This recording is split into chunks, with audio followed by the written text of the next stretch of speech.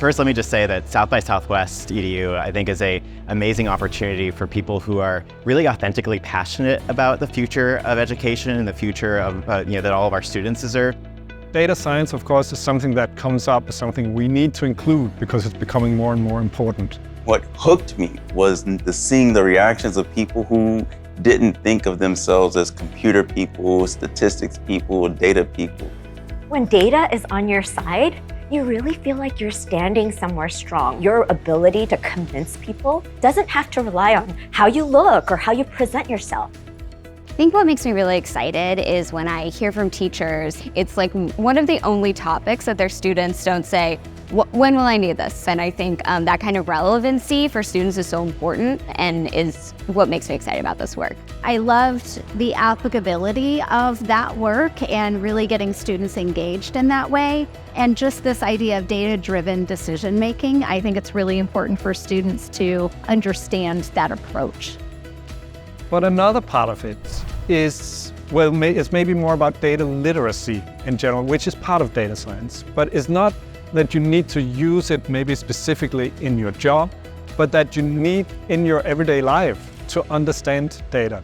Accessibility is really thinking about the field of data science and statistics as a whole and asking what are the barriers not just for people with disabilities, but for all of us. I would want each student to have multiple experiences utilizing data and analyzing it with the appropriate tools and coming up with conclusions and insights that speak to issues or problems that they want to address of that content area course. But we also have to say that whatever we decide is the skills of the 22nd century, it's going to be a challenge of equity to make sure that all of our students get them. Risk a huge and growing digital divide, right? I think we all know that. That term's been around for a while. ChatGPT or some of these other models are updating every 10 weeks, and state education standards update every 10 years. That will generate inequality. They need to be able to use data constructively and present them and communicate about data in a way that can help convince others about what needs to be done. We have research that shows that in 60% of job listings, data analysis skills are needed. And so that is really only going to grow. And so regardless of what field you're in, regardless of what you want to do, you're going to need to know how to use data and how to analyze data.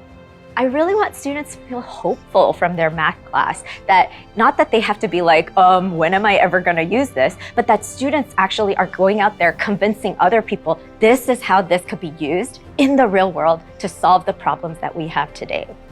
We need to get to a place where all 50 states are doing their part to create modern opportunities for their students to access critical training in data science and data literacy, artificial intelligence, these other emerging technologies. We don't know entirely what the future holds, but I'm pretty confident that this is going to be a very sure bet to prepare students so they can tackle and critically decipher whatever the next technology is going to be. We cannot be leaving anyone behind, and we especially don't want to be leaving our young people behind.